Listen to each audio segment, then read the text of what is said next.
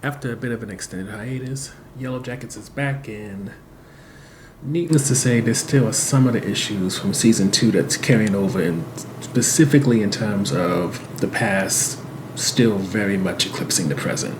But things could change. So, to recap the first two episodes, let's start in the past, and pretty much with the way things are shown, Shauna is still very much in her feelings and very much ready to lash out after not only losing Jackie, but also having to lose her baby and increasingly feeling isolated amongst all the ladies. And to make things worse, Natalie, who is the de facto leader right now, she has the issue of Shauna and also Marty bumping heads. She has the low key issue of Taissa and also Van kind of doing their own thing. I mean, Van is trying to up the morale of everybody by coming up with games and stuff like that, but with Natalie not really wanting to get involved in the girl drama, this perhaps is where the seed gets planted for Taissa wanting to get into politics and leadership, since she sees the inactiveness of Natalie and thinks somebody needs to do something, and she was right. Because eventually, the issues between Shauna and Marty get so bad that the two end up fighting each other, and while Natalie tries to initiate some type of punishment for both, it's hard to really punish Shauna when she's doing a lot of the cooking and cutting up the meat, since she has snapped in a way that's useful. And as for Mari, she's a brat, so actually enforcing some kind of punishment is hard. But thing is, when Marty decides to go against this, she ends up wandering out into the woods, and she gets caught by Coach Ben, who almost gets discovered when it's time to try to find Marty, but luckily Natalie diverts Misty's attention, and Coach Ben, even though he's not sure whether to allow Marty to live or not, right now she is very much alive, and he has discovered a cache of food that's keeping him able to stay away from the girls who very much believe that he burnt down the cabin. With that said, though, while Thais and Van are kind of off doing their own thing, Natalie is trying to protect Coach Ben and deal with this leadership role that she's not fond of. There's other stuff going on. For example, when it comes to Lottie, she is very much honed in on Travis, who seemingly doesn't have much of any notable interaction with Natalie anymore. And Lottie takes advantage of that by having him experiment with mushrooms and other things. And with him having this ability or having these hallucinations that make him seem really connected to the woods, it's something that he decides to use, since Lottie's really into it, so that he could potentially protect himself. He saw what happened to Javi, he saw what happened to Jackie.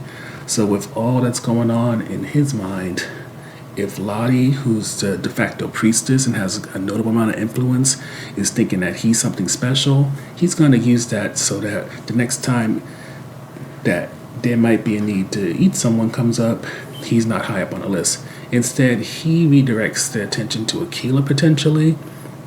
And with that, even though things are good now, because they have fruits, vegetables, it's springtime, so the meat, the hunt and all that has come back of deer and stuff like that.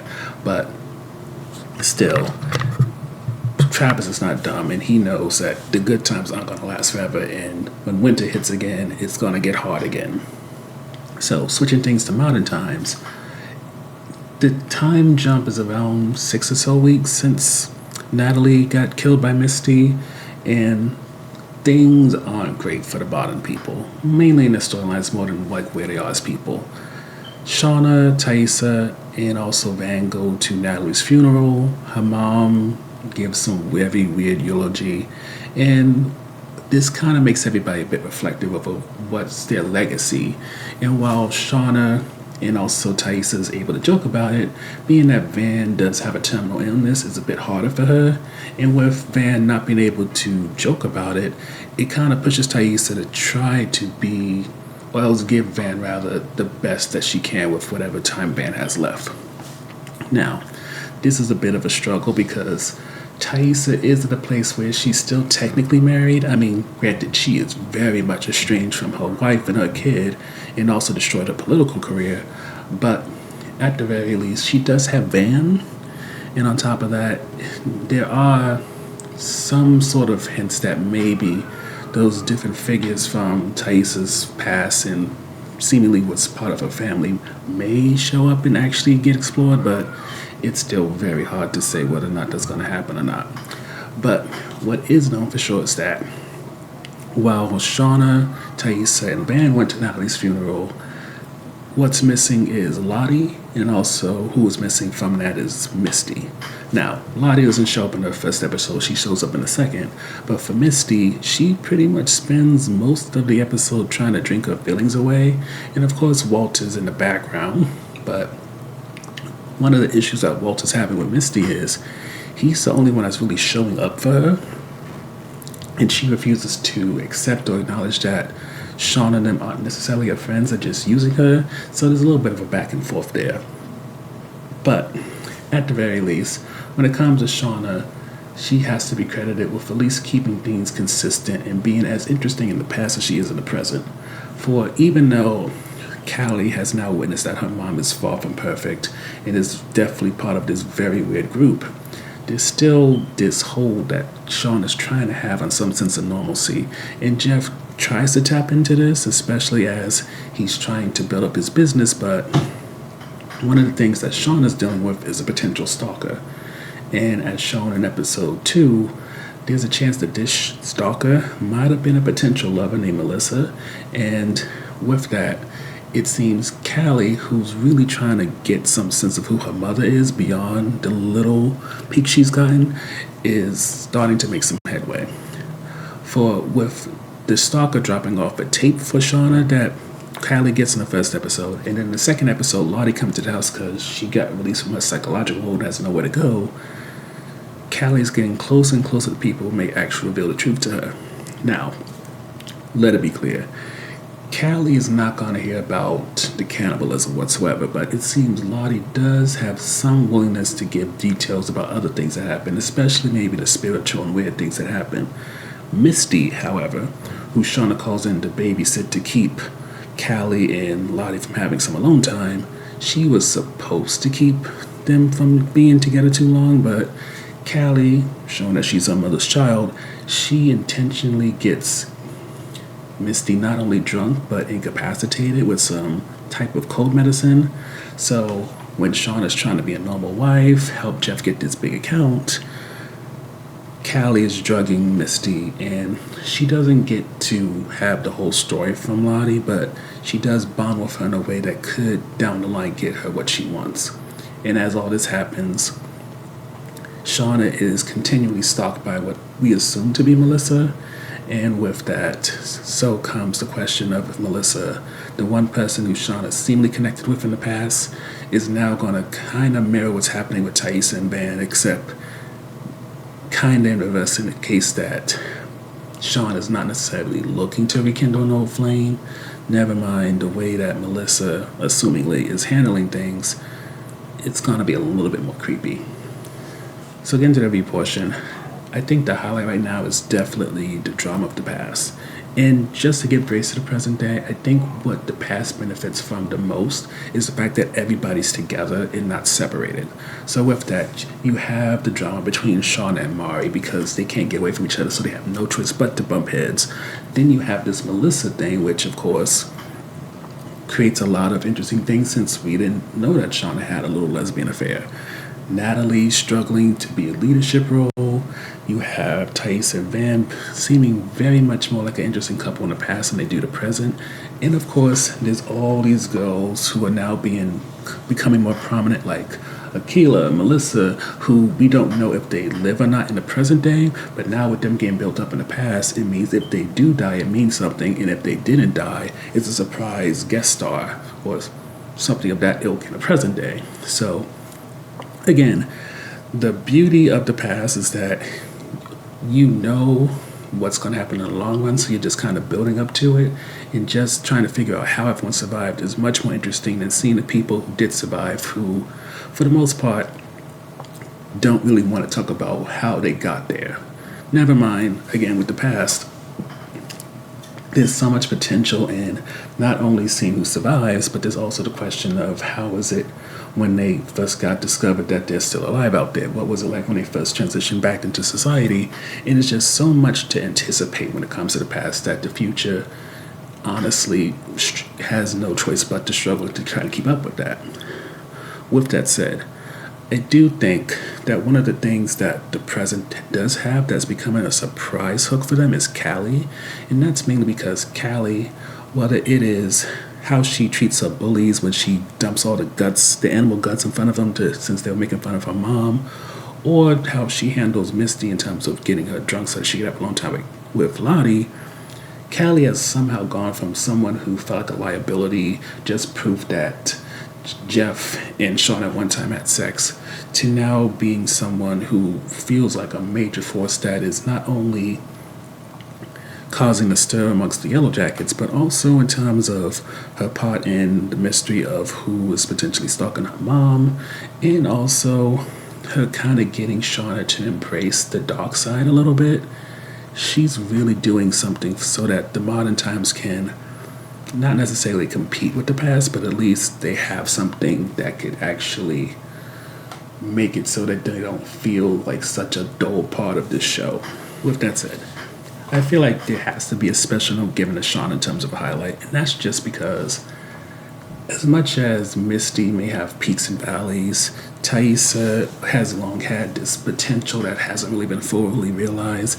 Natalie was kind of until toward the end of her arc. Shauna has pretty much been consistent in the MVP when it comes to the adults. In my mind, whether you want to talk about her affair, her killing somebody, her trying to pretend to be normal but there being cracks in her image of normalcy in ways that Taissa hasn't really gotten to do, in a way that's compelling anyway, at least long-term compelling, Shauna has really been the MVP of this show, and I would even take it as far as saying that if it wasn't for Shauna, the adults would kind of be very For, again, as much as I love Misty and her little zany ways, I would still say to a certain point, it's a Christina Ricci factor of it more than it is Misty the character. Meanwhile, with Shauna, the rest of them, probably because I don't know their filmographies as well, I'm not as attached to the actor as I am to the character. So with that, Shauna being who she is, it feels less of a thing of reliant on who the actor is or even the setup based off of who they are in the past, and it's just what the adult actress is actually doing with the character and where it can go. For at this point, Sean is the only one whose future seems to be something interesting, while everyone else is highly reliant on mysteries and how zany or big they can do things. Which brings us to the on-the-fence topic. As probably mentioned, depending on how this has been cut, Taissa and Van are kind of at a low point. Taissa has given up her wife, given up her child, given up her career, and while there are always these hints that maybe we may finally get to talk about her family's history with the spirit world and how she's haunted, it hasn't, in the first 2 episodes at least, really been dived into whatsoever. The figure that shows up every now and then showed up during her and Van's date, but again, it's something that just watched. It wasn't investigated, it wasn't talked about, and then next thing we know, it's back to those two having their little love affair. And in terms of Van, all she has is that she's going to die soon. And even with that, it's not necessarily something sad, it's not something that's interesting. They don't push that she has this life that she has built up since the plane crash and what happened in the past that makes it so that you want to get invested in adult life. And it just makes it feel like Van should have been a guest star rather than become a series regular. In general, when it comes to the adults, Shauna seems good. Misty feels like she has to do something big, wild, in order to really keep your attention. And then everyone else is just kind of in the struggle. Lottie is weird. She's bonding with Callie, which is helping her immensely. But now stripped of all her power and influence, there's a chance that it could lead to something interesting, but at the same time, maybe not. Thais and Van, as we just noted, don't have much going on, and then if you want to bring in people's partners and stuff like that, Walter remains creepy in a way that makes you wonder how much he might be manipulating the communication that comes to and from Misty. And then when it comes to Jeff, honestly, this whole Melissa thing could be of great benefit to him, only in the case of it could allow us to potentially miss Jeff or maybe like Jeff if Melissa is not a good partner or somebody crazy. Because then it could allow Jeff to become a hero again.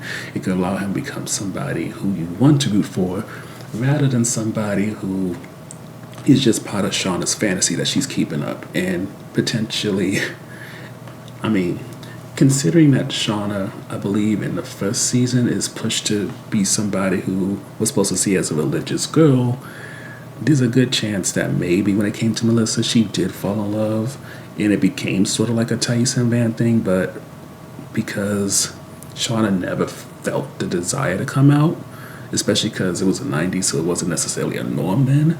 That's why she got with Jeff. That's why she eventually got Callie, and so on and so forth. So this could be an interesting thing for Jeff, just as much as it is for Shauna and also Melissa, assuming that's the person who's stalking, and that could boost him up. But again, if he's not involved in that whatsoever, he's just another character that just is on the show with the potential for something to happen, but no real means of kind of creating a just theory about why his value on this show is there. Overall, when it comes to the first 2 episodes of Yellowjackets, we still see some of the struggles from season 2. The past has far more potential, allows for far more theories and interests, while the present day seems to struggle so much with what to do with all the intrigue that the past builds up. And while Shauna is still giving us something, Callie is trying to help characters like Lottie and maybe even Misty to a point, it still largely feels like the present doesn't know where to take all this intrigue and interest, since it's trying to build forward rather than kind of bridge the gap. And with that, it can often feel like a lopsided show that still doesn't know how to create a sense of balance.